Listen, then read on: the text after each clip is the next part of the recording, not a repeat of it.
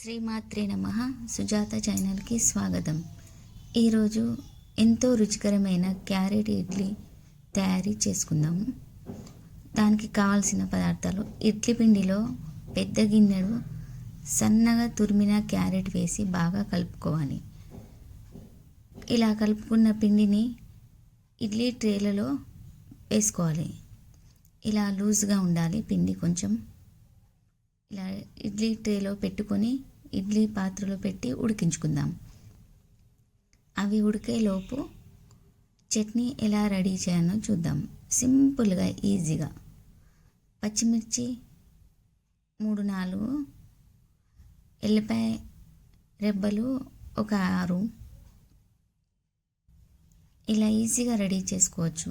ఒక గిన్నెడు పల్లీలు, ఉప్పు కాస్త రుచికి తగ్గట్టు, కొత్తిమీర,